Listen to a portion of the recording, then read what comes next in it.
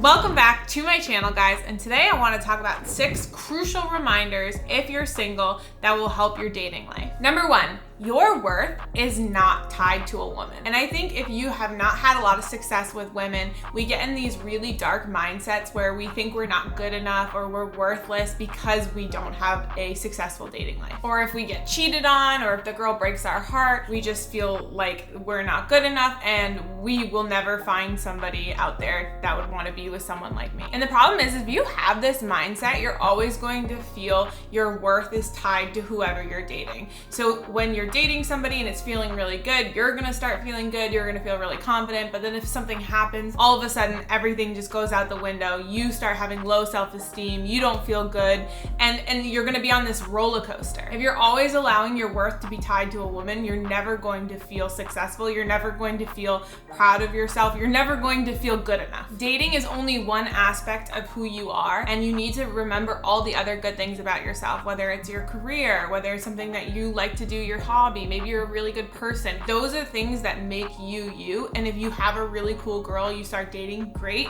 but if not, you're still an amazing person. So that's why it's super important to make sure you're leveling up in other areas of your life so you can be an amazing foundation and really proud of who you are alone. And then again, if a girl comes into your life, great. If not, you're still have really high confidence and high self-esteem. Number 2, stop fighting for somebody that doesn't want to be with you. I think a lot of times guys make this mistake where a girl shows interest at first and they kind of put all their eggs in one basket. They really fight for this girl, and then she shows sign after sign that she's not interested. Maybe she flakes on every date, or maybe she takes a long time to respond, or maybe she makes excuses why you're not the guy she wants to date. But some part of you is super desperate and you just like, but if I just keep going, if I keep fighting for her, maybe she'll realize that I'm a really good catch. But this mindset is so deadly because you're constantly fighting for someone that doesn't want to be with you. Not only does that hurt your self-esteem, but you're always going to feel like you're putting in so much effort and not receiving any. I understand that it can be lonely,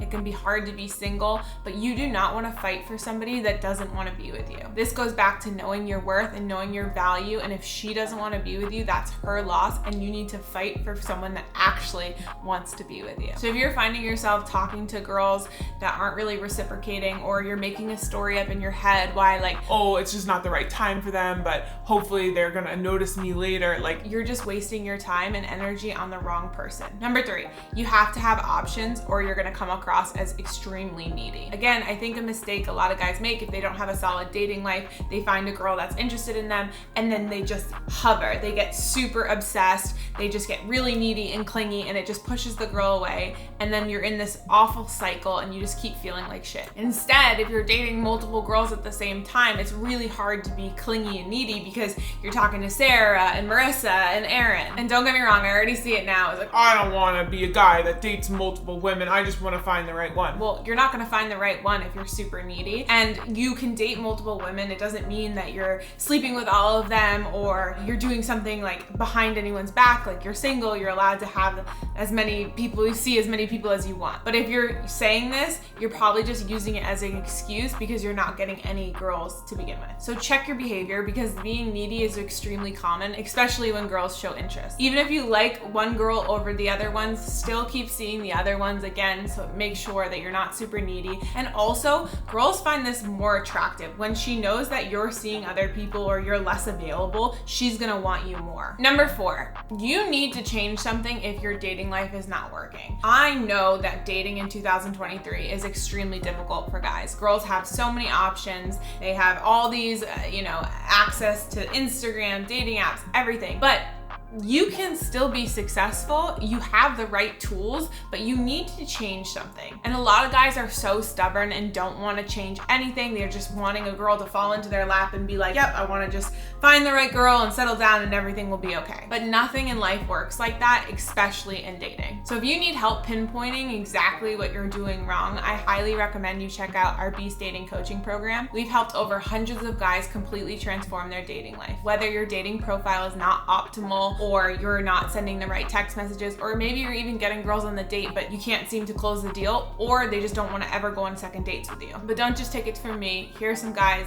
that have been through the program. Right now, I'm seeing a girl, we're hanging out once or twice a week, and I'm still going on other dates and meeting other women, which has never happened for me before. Like, just look at like dating life before the program. It was scarce, if not zero. After being in the program for a little while, today's Monday, I've got a date tonight.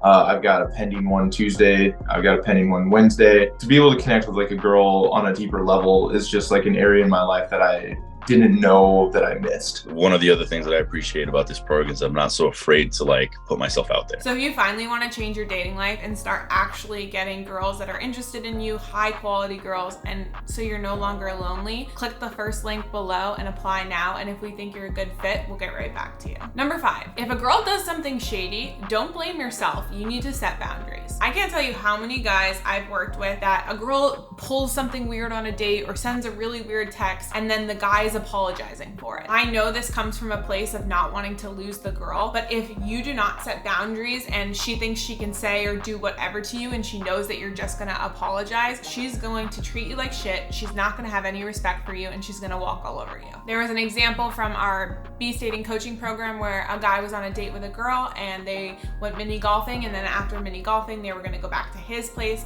They took separate cars, and on the way back to his place, she sent a text saying, hey, I don't feel like going over. I'm dealing with some stuff. I'll talk to you later. That's a really strange move midway through the date to just bail. And instead of him calling her out on it or just not responding, he sent this message like, oh my gosh, I'm so sorry. Did I do anything? He did nothing wrong in this situation. It was all her fault. But instead, his neediness, his not wanting to lose this girl, he took the blame. If you want to be in a healthy relationship, you cannot take the blame. You cannot let these things slide. Instead, he should have set a boundary with her like, hey, this is not cool. I'm not really sure what's going on. Let's hop on a call. And number 6, your superpower is being able to walk away. I don't think guys realize how crucial this is, but if a girl does something you don't like, if she's being shady, or if she's just being plain mean, you can walk away. I don't know why this is really hard for guys, because girls do it all the time, but it is a superpower that a guy has, is that you can walk away if you're not feeling it or if she's doing something that you don't like. And 9 out of 10 times, if you walk away, she's gonna come back even stronger because she's not used to guys doing this. Most guys just simp for her. She's used to getting her way. She throws a tantrum, gets what she wants. But if you're not that guy, she's gonna be attracted to that because she's gonna be like, oh my gosh, I cannot play games with this guy